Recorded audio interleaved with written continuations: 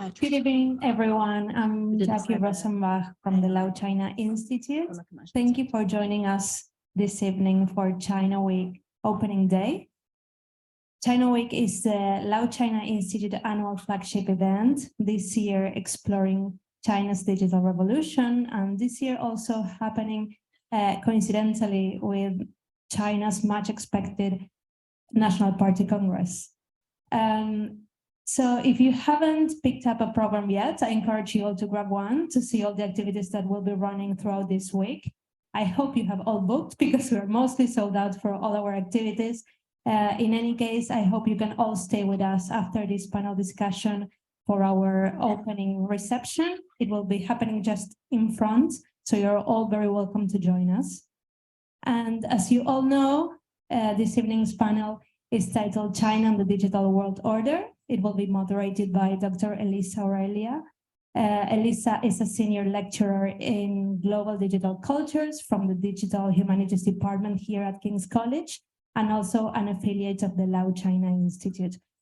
She will be introducing our great lineup of speakers and of course the topic. So please join me in welcoming them all. Thank you. All right, welcome everybody. I like how I'm kept at a distance from the panelists, but I'm not going to bite. I'm going to be nice. It's a real pleasure to start China Week with this panel. You know, China has been a lot in the news lately. By lately, I mean in the past few years. And so there's a lot of changes in the digital world order. And so with our panelists, we're going to discuss some of these changes.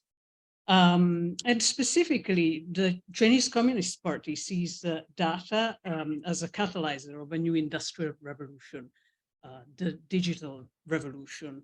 And this is seen by Chinese politicians, the Chinese government, as a great opportunity for China to become a leader in the international digital order.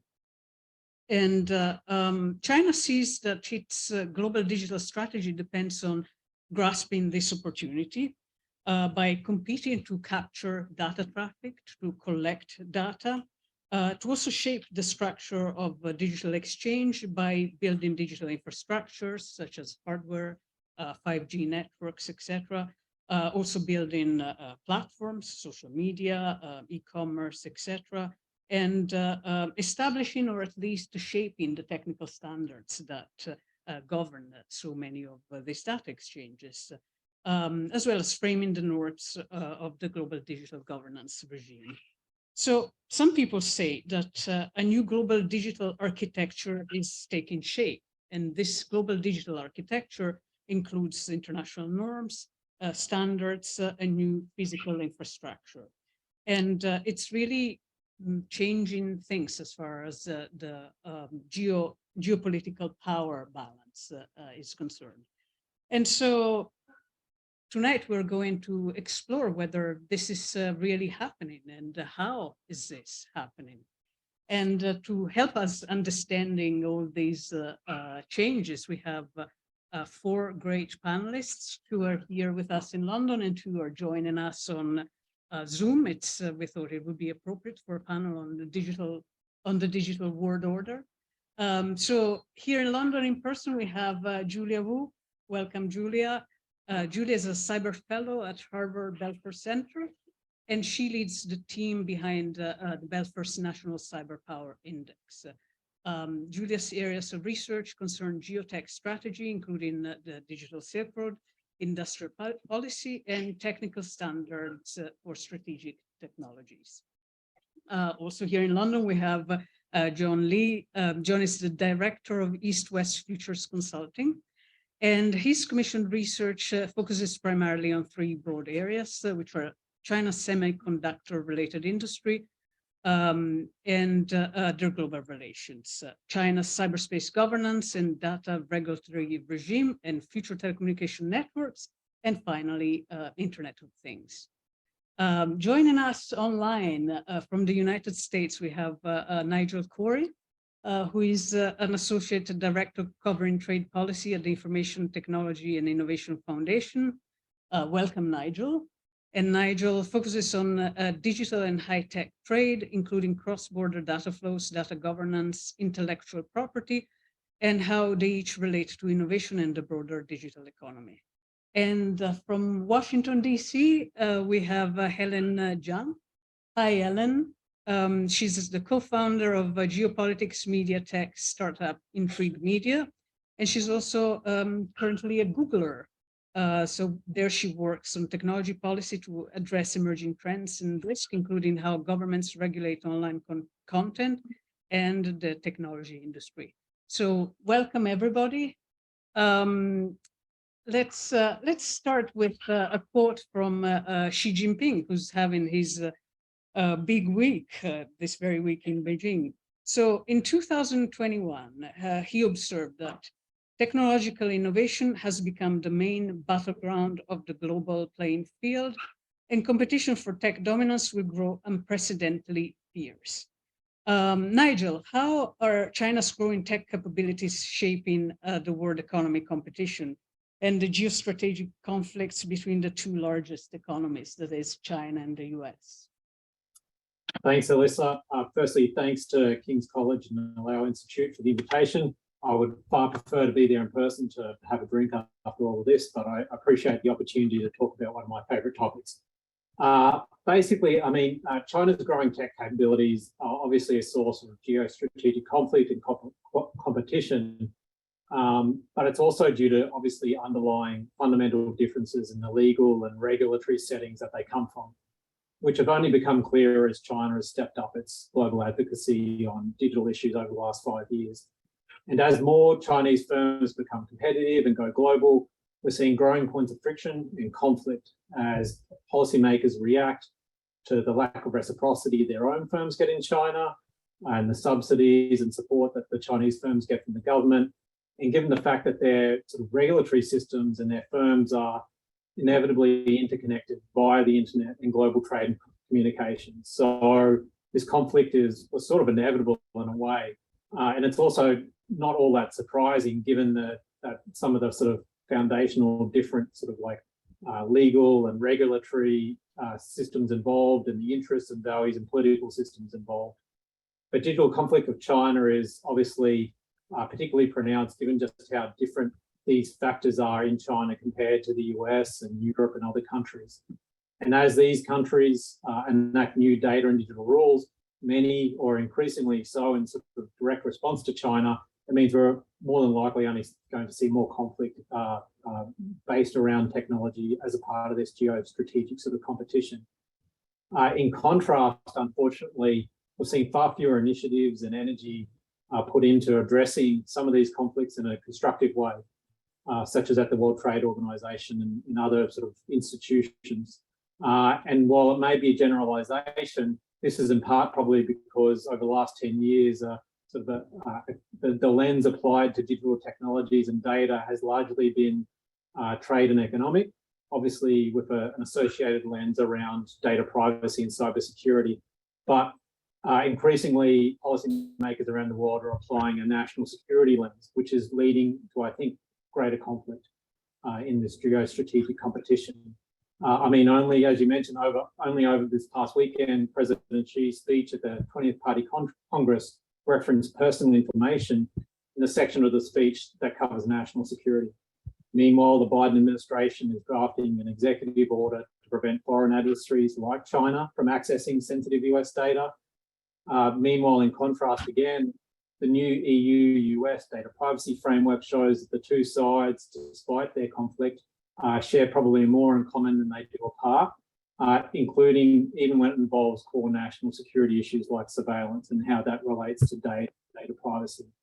Thus, I think, I mean, we're probably only in the first wave or the second wave of this type of tech competition between China and the US and other major countries, but I expect that we'll see more, in part as more Chinese firms go global and as regulatory systems continue to evolve increasingly in reaction to each other. All right, thank you, Nigel. I want to follow up with John. So, John, how are the UK and Europe faring in all this? How are they responding to China's growing tech capabilities? Are we just watching as the US and China fight it out?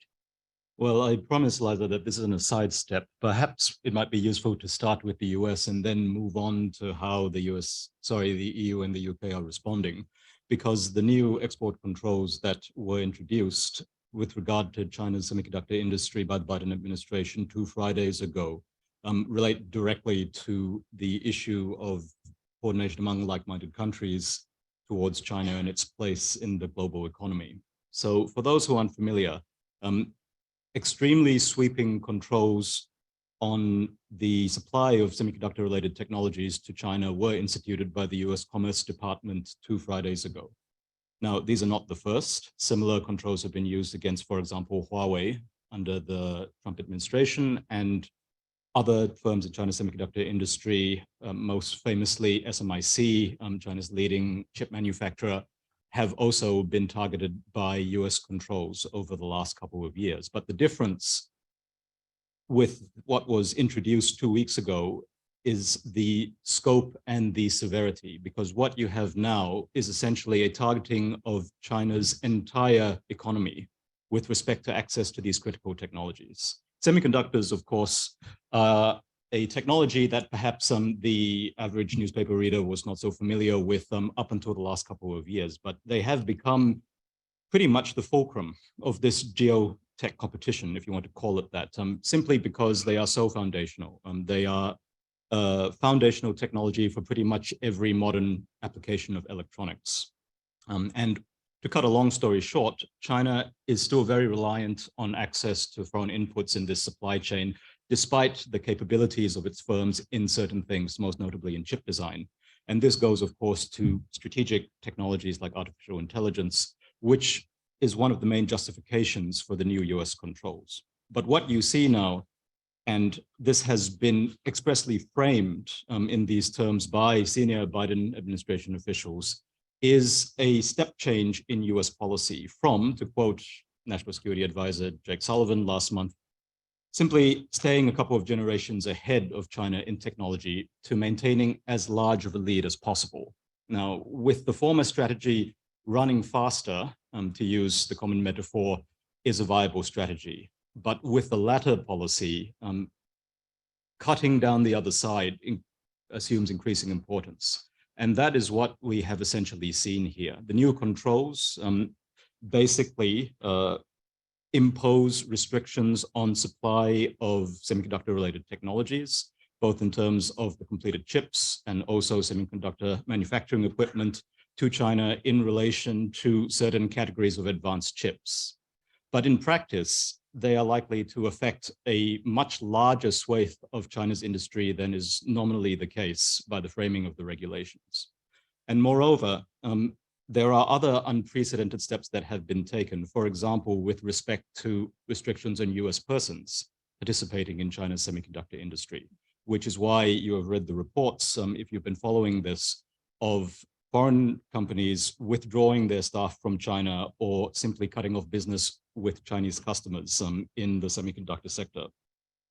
And then finally, it's worth noting the fast tracking or the new policy for fast tracking Chinese firms onto the infamous entity list, which is the US Commerce Department's blacklist for imposing controls on supplies to a given foreign entity, which essentially, to simplify things, will, in the event of non-disclosure to US government requests for information, allow the Commerce Department to put any Chinese company effectively on the same blacklist that Huawei was put on 2 years ago within the space of 4 months. Now, again, all of these may seem very esoteric, but we need to look at the policy framing that's been given to these extremely significant steps by the Biden administration. I've already mentioned the speech by Jake Sullivan. Another one that's worth looking at is the one by the US Trade Representative Catherine Tai just last week, in which she described Chinese industrial policy as a threat to the survival of free societies. And accordingly, Washington must prioritize supply chain security and coordination with like-minded partners above free trade. This is extraordinary coming from a USTR. So what we are seeing, I would argue, is basically the resolution to some extent of the debates within the US government over the right balance to strike in terms of relations with China in favor of what is essentially a technological containment strategy, not necessarily full decoupling, because the focus is still on the advanced technologies that will, according to the justification in the new rules, enable PLA modernization, human rights violations through digitally enabled surveillance, etc. But the effect will be to impede the development of China's economy on a broad front, and in particular, its ability to move to the next generation of technologies and industries, the intelligent connected vehicles, smart manufacturing, applications of artificial intelligence that have been so heavily prioritized in Chinese policy, at least since the infamous Made in China 2025 development plan of 2015, but in fact, arguably going back much further. So to close this loop, if we come back to what this means for the other advanced economies of the world, which are still almost invariably US security allies. So we talk specifically about this country and the EU states. One thing that's notable about the approach that the Biden administration is taking now, which has been acknowledged by officials briefing about these new rules, is that they have gone ahead unilaterally without commitments from allied governments to adopt similar measures. And certainly the media reporting would suggest that this is a considered decision. And essentially, the US government has come to the view that it cannot wait for the South Koreans, the Japanese, the Europeans to get on board when it comes to controlling the export of critical technologies to China. So the US will go ahead in the expectation that its allies will catch up. And this effectively is narrowing the space very quickly for differentiation of positions towards China among other countries, which, despite the rising geotechnical or technological tensions between the US and China over the past few years, have so far managed to still maneuver between the two giants. This window is now closing, and countries will be presented with choices about which technological ecosystem they are committing to. So what we are seeing are, if you like, the creation of the base conditions for a true bifurcation of global technological ecosystems, I would argue, and how the Chinese state responds in the coming years is going to obviously shape this picture, but it does put policymakers in London and other European capitals on the spot as to how they are going to essentially deal with the situation which is being presented to them by US policymakers. But at this point, perhaps I should hand back to the chair. Thank you, John. I think you spoke very eloquently to this this fear that there is that this China's rapid expansion, rapid growth in technological capability is representing a threat to democratic countries, and it will be used to upset the existing international liberal world order. And I wonder, Julia, is China trying to change the international norms and governance of internet and of data flow? And if it is, how is it trying to do so? Yeah, sure. Thanks, Lisa, and I'm very happy to be here. I think there are two main ways that you can influence international technology or digital ecosystems. One is de jure through international technical standards, and the other is through de facto, like basically introducing technology to the market, so setting the technology standards from the ground up. And China is trying to influence digital ecosystems through both of these ways. One is, through enhanced presence in a number of standards development organizations, and I'll come to the ITU later. And then second is through the provision of infrastructure that has been widely covered through the Belt and Road Initiative. And let me just quickly explain what technical standards are. So for people that aren't familiar, things like USB, Wi-Fi, Bluetooth, these are all examples of technical standards, and they allow for interoperability by and large. If you have different companies and countries are using the same standard, it allows for interoperability. And so it's therefore allows you access to a market, or it can be a market barrier.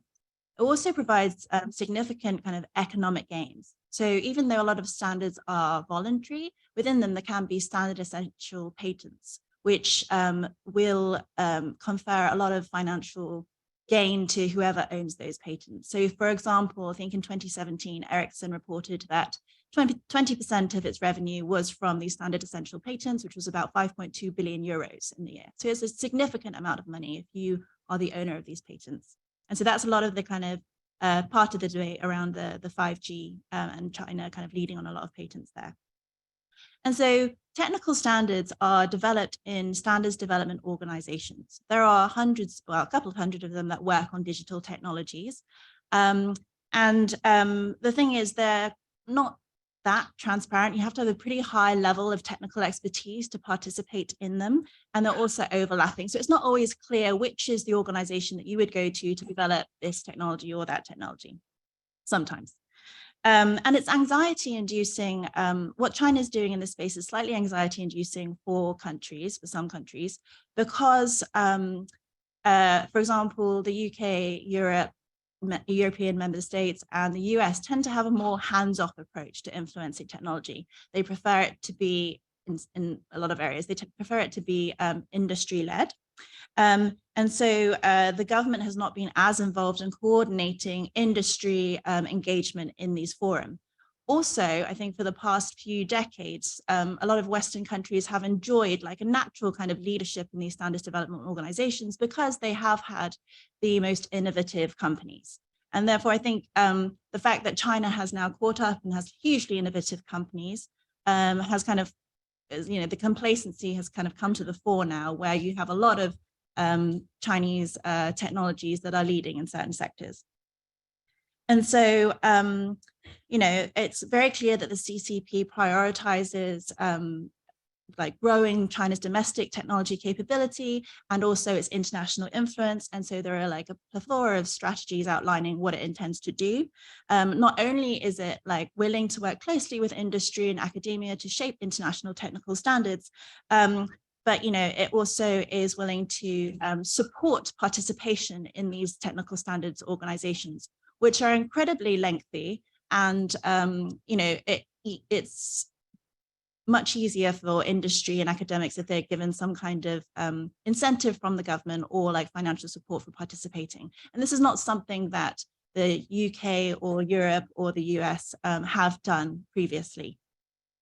And over the years, China has not only like increased its influence in these organizations, but it's gained leadership positions in a lot of key SDOs, standards development organizations. And this has, when I guess the UK and Europe and America realized, they were kind of, you know, I think it was a bit of a shock. It was a couple of years ago, and it was particularly around the introduction of new IP at the International Telecommunications Union, which really kind of made these countries realize that there is a challenge here. And shall I quickly go into new IP, or should I leave it for the ITU section? Okay, Go ahead. Cool. So you guys may have read about new IP and the International Telecommunications Union elections in recent weeks. So new IP was a proposal that China made via Huawei and some other partners at the ITU a couple of years ago. It was a proposal to explore a new form of internet protocol that would replace our current transmission TCP/IP, which is basically how the internet connects. And there were a couple of issues with this proposal from people that opposed it. And one of them was that they thought that it would create an internet architecture that was more centralized. Therefore, data packets could be more easily intercepted. And it kind of goes counter to the vision of a more open and transparent internet. The reason why they found it problematic that new IP was proposed in the ITU was because actually this is the remit of a different SDO, and also it is in an organization that is one country, one vote. And so in those kind of country organizations, China has a lot, perhaps more influence than it would in a multi-stakeholder body where industry would lead the conversations. But basically, they're worried about it because of the way that China could shape digital ecosystems into more of its vision. Do you want to say something about the ITU? You mentioned the ITU Oh, yeah. election. Should we leave it for later? We can save it later. Okay. Okay, great. So we have, so far we've heard the view from national security, global cooperation perspective, from standard perspective, from a semiconductor industry perspective. So this is really touching on the global implications of China's rise. Helen, I wonder if you can tell us a bit more about China's domestic policies. So how is the Chinese government crack down and control of content and platforms in China relevant to the digital world order? Sure, absolutely. I think I'm still a tiny screen on, and now I'm a big screen. I think someone has to change the view so I'm not like a little tile in the top corner. But, No, you're full screen now. Yeah, I can see that. Well, thank you very much for having me here, and thank you again to King's College for hosting this wonderful event. I think I'll touch on very briefly by zooming out on sort of where we're at right now, which is sort of China's space. And what it does is it's aiming to decenter the US from the international world order. And so we've seen our colleagues here today discuss that from, a supply chain perspective, through international standard setting bodies, and through sort of, the national security and hardware perspective. So, China is very effective at doing that through those different means and creating the norm of cyber sovereignty, which is what they are purporting to export to other countries through these different means. Now, domestically, if we look into China, the content policies there and sort of actually tech policies in general, writ large, are actually quite on trend with what is happening, at a different growth trajectory in other jurisdictions. So as we saw in like the sort of 2000s and the early 10s, the Chinese government was very hands-off with regulating big tech in terms of the information and the content policies, privacy regulations, as well as the antitrust and anti-monopoly laws. But as these big tech firms have matured, you've seen actually the Chinese government really follow through kind of in step with what the West is doing in terms of trying to regulate big tech.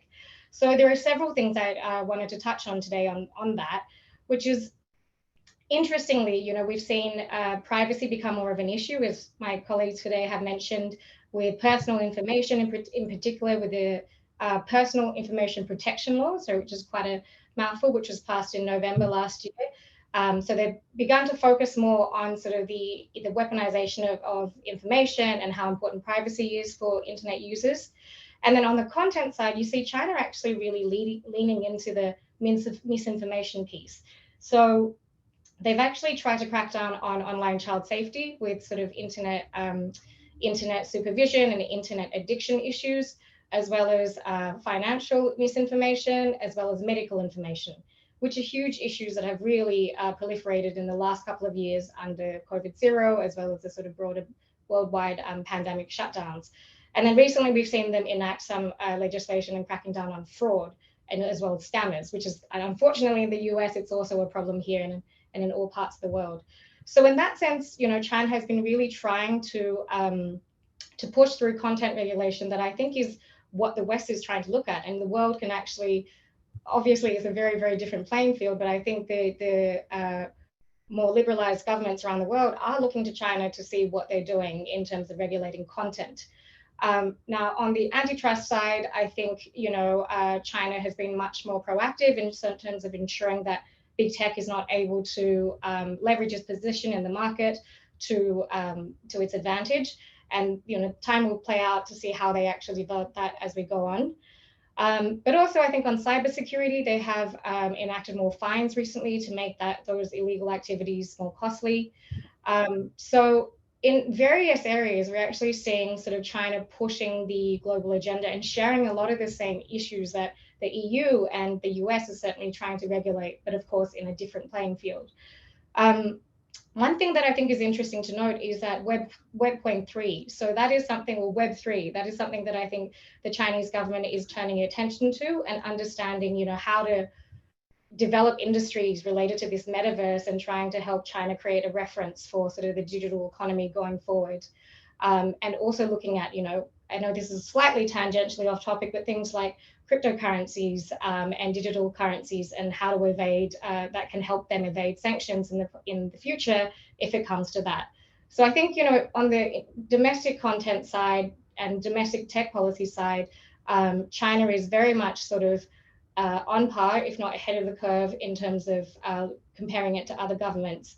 And one area that I would suggest, and I'll end on this note, that everyone takes a look at is the way that they're approaching algorithmic transparency and sort of recommender systems, which is something that, Google search, for example, and other engines and platforms in the West are currently struggling with in terms of, whether to surface their algorithmic algorithms and how that interacts with sort of the domestic commercial side of the business, as well as international and global growth.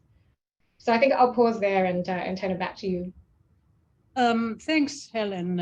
And I think you had a slightly more positive view of this dynamic between the US and China, or the West and China.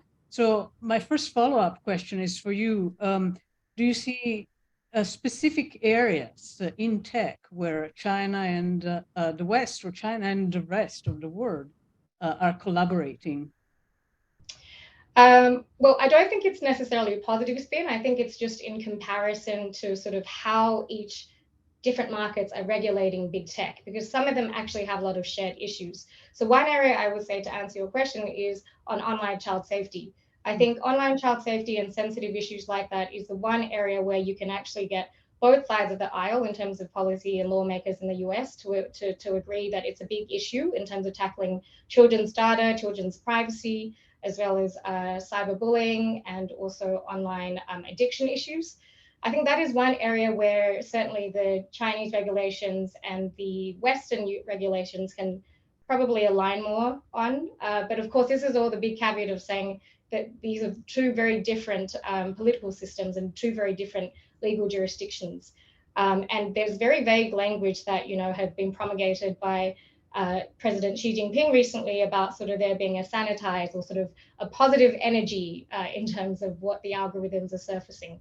So things like that, and these very vague sort of requirements for tech firms is not going to be an area where I think you will be able to see cooperation, but certainly things that are more concrete to be able to agree on, you can see more cooperation in those areas. Thanks, Helen. I think you raised an interesting point that I want to follow up with Julia. You said that there's this tension within China with the government trying to control the tech industry.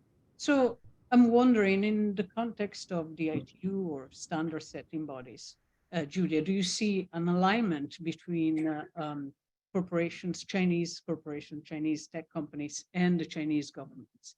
Do they see standards in the same way? Do they see norms shaping in the same way, or are their interests maybe divergent? That's a really interesting question. I mean, I think so one of my earlier points was that, technical standards are, I guess, primarily, well, a commercial, like a market access opener, and it's something that companies have a real commercial interest in, like, projecting. So I think that, they're not perfectly aligned, I would say, Chinese industry and CCP on, I guess, a standard strategy, but I would say that, Chinese industry would see the benefit in projecting their standards internationally. Yeah. And do you think the ITU, recent events of the ITU, are they changing how things are shaping up? Yes, I think so. Over the past month or so, there have been the elections of the Secretary General of the International Telecommunications Union, amongst some other leading positions.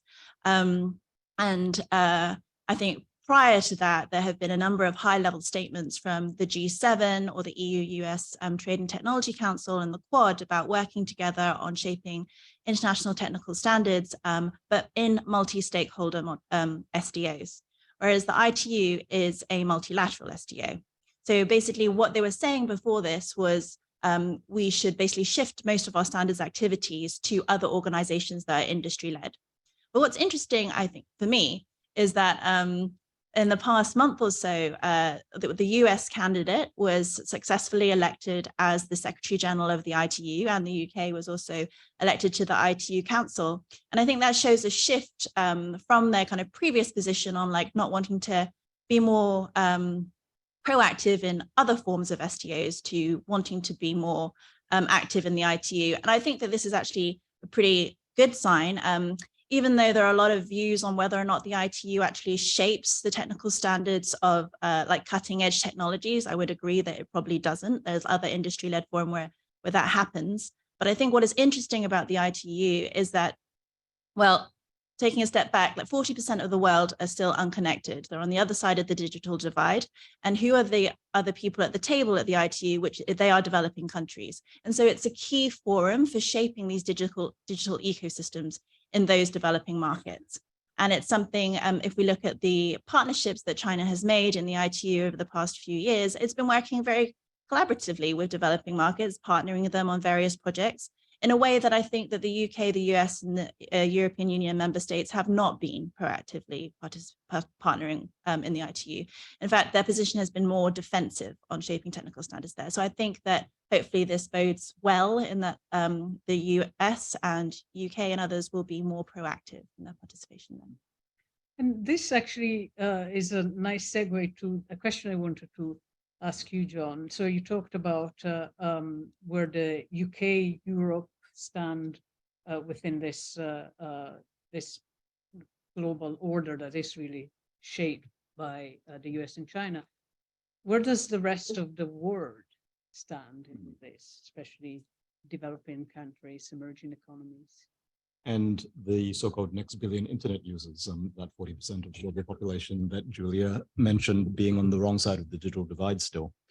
I think that the issue of developing countries and their positioning has gained a lot more traction with policymakers in the UK and EU, at least that's my impression. So if you look, for example, at the speech given by the EU's chief diplomat, Josep Borrell, to the Conference of EU Ambassadors just, I believe, the week before last, he discusses this at some length and quite openly talks about the divergence of views between, let's say, the US-aligned bloc of developed economies and that of much of the developing world with respect to, for instance, the Ukraine war, but also to these issues of technological governance and development and to the different priorities that developing country governments often face, whatever stripe they may be. Because, of course, large developing economies like India, Indonesia, for example, are nominally liberal democracies, but they have, at least in Indonesia's case, adopted quite a different stance towards Chinese technology and the issues of global technology governance than pretty much all of the Western countries. So I think that there's an awareness, but how this is operationalized is the question. And there, I think it's going to break down very much by sector. If I suppose we focus on semiconductors, since I've talked at length about them so far, then really it is the supply chain that will dictate to some extent how this goes. And the reality is that the US has targeted this sector precisely because China has so many vulnerabilities. That's why the controls are effective. This is the classic example of weaponized interdependence, where really, although the Chinese are working extremely hard to import substitute, they cannot offer an alternative to the Western companies as yet. So then this comes back to the issue of what do the governments of, let's say, Germany and the Netherlands do. I've mentioned that it's quite clear from the media reporting that frustration with the progress of discussions with like-minded, so-called, on technology policy towards China was a motivating factor behind the introduction of these controls. So you've probably seen in Reuters, New York Times, and so on, the discussion about the failure to apparently bring on board the Netherlands government with respect to extending export controls to older generations of chip manufacturing equipment, because of course ASML, headquartered in Eindhoven, is basically the global monopolist when it comes to the technological frontier in this area. And then likewise with the Chip 4 Alliance, the US initiative to bring on board South Korea, Taiwan, and Japan with respect to semiconductor industrial policy also does not appear to have delivered any fruit. So you have now a situation where the US is taking unilateral action and putting its allies in a position where they will bear very significant costs if they do not cooperate. And this is a major step up, it should be said, from what even appeared to be the case a month ago, because when these controls were first flagged, it was in the context of agreements that had been reached within the Wassenaar Arms Control Forum at the last plenary, which of course most of these advanced economies are members of. So those were multilateral controls which had been agreed with respect to certain types of advanced computer processors which are useful for machine learning and artificial intelligence. But what you have now is basically a wide swathe of controls which target not just certain categories of chips, but also the constituent technologies you need to make them in a way that will in practice be quite hard to confine to these advanced technologies, which are nominally being targeted and in fact are likely to have very damaging effects on Chinese industry on a much wider basis, which the US has adopted unilaterally in the express expectation that the allies will be persuaded to come on board. So this, I think, is where the action will be over the coming months. I mean, as to the overall positioning of countries, I think that still varies very much. We again have this week a quote from the German Chancellor, for example, saying expressly that decoupling from China is the wrong answer, and by implication, not in his country's interests. And if we come back to the semiconductor supply chain, ASML may be a Dutch company, but two of its key suppliers are German companies, and a great deal more in its extended supply chain. I think at least 1,000 tier one suppliers, just to give you an idea of the complexity of these technologies. So I imagine that there have been many discussions over the last week in particular in European capitals. The final thing that might be worth highlighting here is that while the US has been talking to its various like-mindeds, it's not obvious from the outside how these are joined up. So if I were a European policymaker, and I do talk to them on a reasonably regular basis, I would be very interested to know how the US sees, for example, the Chip 4 Alliance discussions coming into the same picture as those in the US-EU TTC, the Trade and Technology Council, which Nigel mentioned earlier, which incidentally was a European initiative rather than an American one in conception. Because ultimately, the main stumbling block, I would suggest, for coordinated policy between the US and its allies on something like the semiconductor supply chain has been the conflicts of interests within this group and the inability to bring them together in a format other than the multilateral arms control forums, which is able to reach a common position. And even if you just look at the Chip 4 Alliance, for example, it's quite obvious that the fact that Taiwan and South Korea are in many ways competitors in this supply chain, China really is more of a customer rather than a direct competitor to them just because of the nature of the industry, has been a first principles stumbling block, which has prevented the discussions going in the way that Washington would like them to. So there are many threads that have to be unraveled before I think you can see a effectively coordinated multilateral policy for the technological containment of China. But essentially, the US government has cut the Gordian knot at this point and said, we are going to exercise our exorbitant privilege in the global supply chain and put other countries in a position where they will need to come on board or again, face very significant costs. And the reality is that certainly we talk about this industry, the United States and its companies still hold more cards than China does. Where China, I think, not to stretch this out, but I think it's an important concluding point, does have advantages as in the end user industries. And when you look at where, for example, the global electronic vehicle sector is growing fastest, where a lot of electronics manufacturing is still concentrated, the fact that this is still in China is a significant counterweight, but whether the Chinese government is able to use this to push back effectively against US weaponization upstream in the supply chain is really the question we're going to see worked out over the next few years. Thank you, John. I have a question for Nigel, but maybe I'll ask it at the end. I want to open to questions from our audience now. Any question? Thank you, Chairman. Terence Bendixson. Usually when you seek in one country to constrain another, a black market develops in order to get round the constraints. Is this something that one might expect to see in this technological field?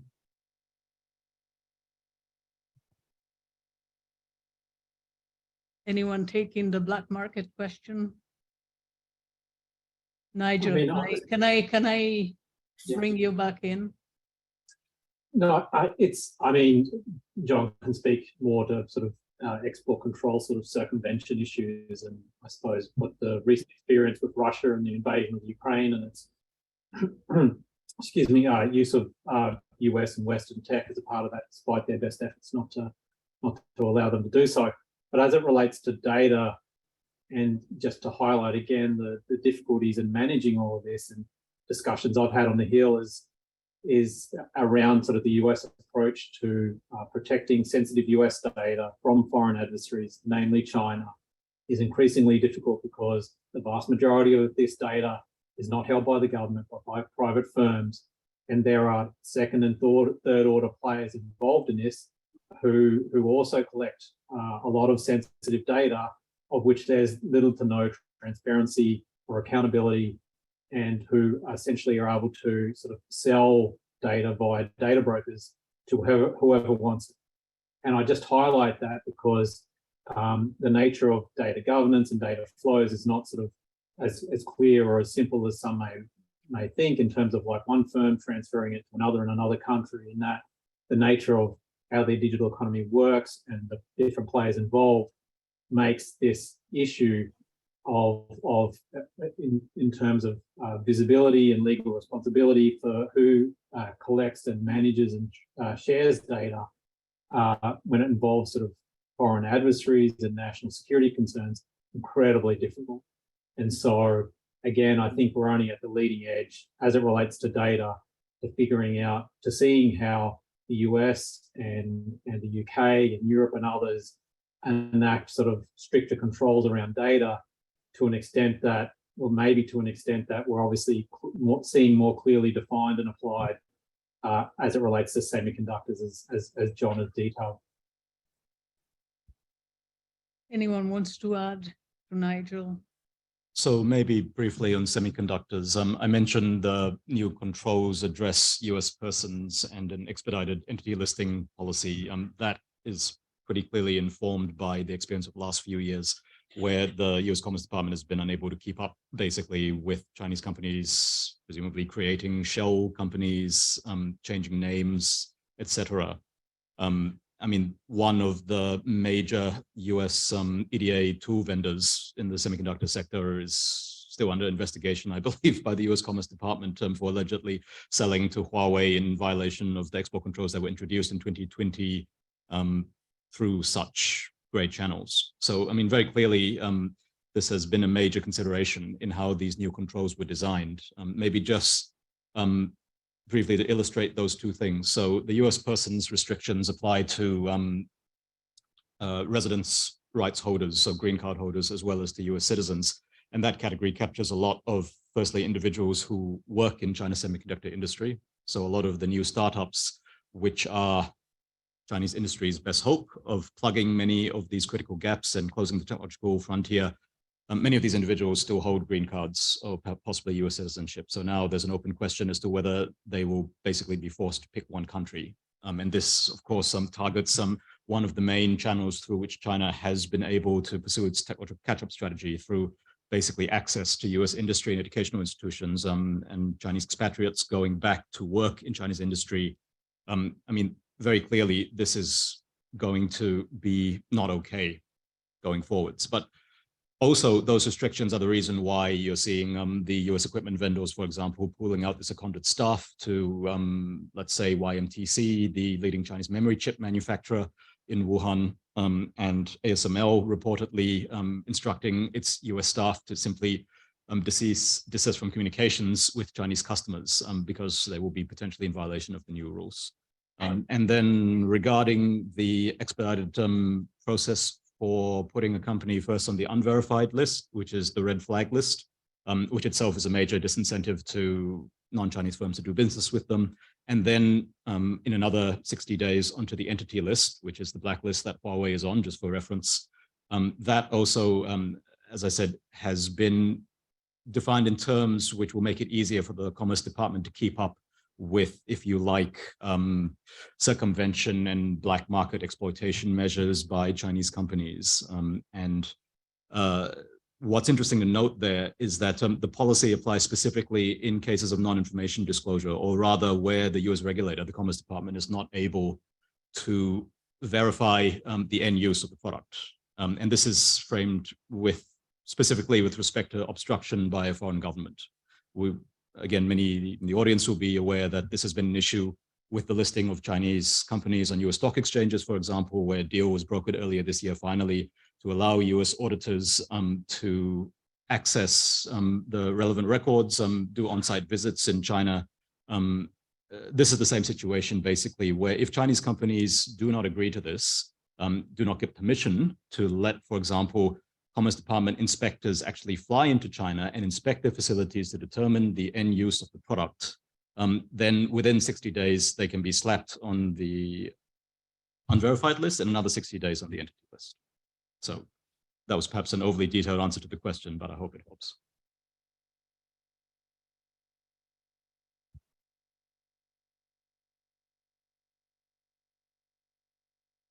Hi, thank you. It's Nikki. I have one question about the export of China digital technology or like digital service or products, because we were talking about digital order, but sometimes we see a lot of China made or like China designed electronic devices, which often like linked to some sort of China developed software. And I wonder like how concerned the West is about this sort of, China technology export and especially, there like the potential for like human rights violation, like in the West or for the rest of the world. Thank you. Helen, maybe you want to address this question? Yeah, thank you for the question. So are you referring to, for example, the Pegasus technology and the software and the spyware that has been used by, for example, like Israeli developed and then like used by Chinese in other places? Or are you talking about sort of developing API that's then shared? I'm not like so in the like, advanced technology field. It's more like smartphones or TikTok, that kind of service, and there's like a lot of personal data involved in the Sure, yeah. So I think, on the hardware side of things, I think I'll leave it to Nigel and John to talk about. But I think the software side of things, when it comes to social media platforms like TikTok and the algorithmic sort of requirements that the West is very concerned about, I think that that's going to be an increasing point of tension going forward, because what's become more apparent is that there is not really a separation between ByteDance and TikTok, which is a sort of, the product in which ByteDance's algorithm is kind of pushed through into the West. And so TikTok is a really once in a generation sort of product because it has a very unique algorithm that is able to kind of capture really Gen Z and the whole, we talked about next billion users and sort of a lot of emerging markets. And so that has allowed the Chinese, ByteDance, the parent company, to have access to a whole swathe of data in ways that I don't think was ever possible before, or certainly hasn't been repeated by any other companies before. So I think the huge challenge for the US, certainly for the US perspective, is in addition to regulating all the things like content policies, as well as sort of the privacy elements, they're really going to have to worry about how the data is stored. And Nigel, please feel free to jump in here if you want to make this a little bit more interactive. But I think that is going to be a huge point of tension, because those are wildly successful software and apps that have been developed by China that the West has never encountered before. So I think, there's not really any silver bullet to your question. I think that it's going to be a watch this space, and the West is going to continue to try and come up with solutions to sort of regulate things like TikTok whilst dealing with other Web 2.0 companies like Google and Facebook and all the other sort of existing platforms. Julia, I wonder Hope if that answers your question. Julia, I wonder if you have anything to add to Helen's answer in terms of from the perspective of the digital Silk Road, which is the part of the Belt and Road Initiative that deals with digital investments in a broad sense. Yeah, Elisa, you might know lots more about this than I do, but yeah, I guess I could share a couple of thoughts on that. So one is, well, we could look to I think I'm going to get this wrong, but protecting global infrastructure investment, basically an initiative that the G7 countries have announced earlier this summer, various iterations of which have been underway for a couple of years, which is about funding infrastructure in developing markets, and I think in direct response to China's Belt and Road Initiative, albeit nearly a decade later after it was initially announced. It is not all digital stuff. So there are some concerns about Chinese hardware, I think particularly basically laying down the foundation of the disconnected other people on the other side of the digital divide. So yeah, it's a concern on the hardware front. Okay, so I think we're about to wrap up. Can I ask a last question? I would like a comment from each of you just to wrap up this fascinating conversation that has been a bit dominated by national security narratives, because these are what we see in the news a lot. And so I wonder if these narratives aren't in fact limiting the potential for cooperation in the tech field among all these different countries. Just, one sentence each. Like John is looking at me, it's like, one sentence, really? So just to give some food for thought to conclude the panel. I can lead it off, actually. I think one thing I'll lead with is that, China has its own problems to deal with in terms of domestic content and tech policy regulations. It is outward looking, but internally it's got a lot of problems as well. Its internet penetration or digital penetration has gone from 43% to 75% almost in the last 10 years. And so the majority of its population is, interacting with the internet. And so the government really has a big set of issues to deal with domestically, as well as its sort of international agenda. I'll leave that there. Thank you, Helen. Nigel? Yeah, no, similar to my earlier answer, trying to find ways to cooperate with China when any number of digital and technology issues are based or seen through the national security lens is incredibly difficult. For example, from a trade perspective, all trade agreements are essentially an effort by governments to agree to limit their sovereignty in one way, shape or form around how trade and economic activity takes place. But it's incredibly difficult to see that China would make these types of commitments around data and digital technologies as they relate to some of the issues we've spoken about in a way that would be broadly aligned with what the US, Australia, Singapore, Japan, and even the European Union have already done in their own trade agreements. And so I'm involved in efforts in talking with Chinese counterparts in trying to find areas to cooperate as it relates to data and digital trade, but it's incredibly difficult given the predominant focus on national security in both China and the United States and in other countries around the world. Thanks, Nigel. Julia? So I think that there is lots of room for really smart people to think about all the various issues that you kind of come across when you're thinking about China on the one hand, that is hugely complicated, and there are lots of different strands we've not touched on in this panel. And then the other issue of cyber and technology and the kind of rapidly evolving field of cyber and technology policy. And so I think that there's a huge amount of room for lots of really smart people to come together and real interdisciplinary approach to thinking about how we should not only think about national security issues, but other kind of really important things like, okay, this is also national security, but misinformation and disinformation and kind of how can we promote cyber hygiene, those kind of things, that there's a lot of space for collaboration from lots of different folk. John? Perhaps in conclusion, and I'll use a few sentences since my fellow panelists exercise that privilege, I'd like to widen the lens again to the wider world. So obviously there are particular issues with China if we talk about the viewpoint from the Western capitals, but the reality is that many of these issues will come up perhaps in a less aggravated way with other developing countries when we talk about technological development. Because I think the record shows quite clearly now that for all the benefits of free trade, by itself, it is not a pathway to technological upgrading and so to improving a country's overall economic position.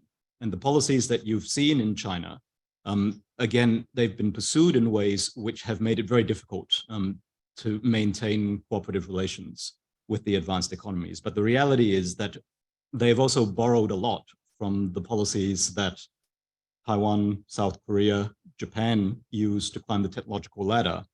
And other developing countries are also recognizing this. Hence, you see increasingly activist industrial policy in countries like Indonesia and India. So from a Western policymaker's viewpoint, I think there is a strong incentive to consider how the gains from trade, if we talk about asymmetrical technology supply chains, where some firms reap a far greater share of the profits and control a far greater chunk of the intellectual property, can be more evenly distributed. Because if this problem is not solved, then the particular issues with China aside, I think in 10 or 20 years, we'll be having this discussion with regard to other large emerging economies. And that, of course, presages a world of much greater trade tension and international competition over technology, which is in no one's interest. Well, thank you all very much. Thank you for giving such a great introduction to some of the topics that we will explore in the events during the rest of the week. Please join me in thanking the wonderful panel. Thank you very much for the opportunity. Likewise, thanks. Thank you so much, John, Julia, Nigel, Helen, and Elisa, of course. Please do join us at the official reception of China Week, which will be happening just in front, and we'll be enjoying together a networking session and some drinks. Thank you so much for joining us on the opening day of China Week. Thank you.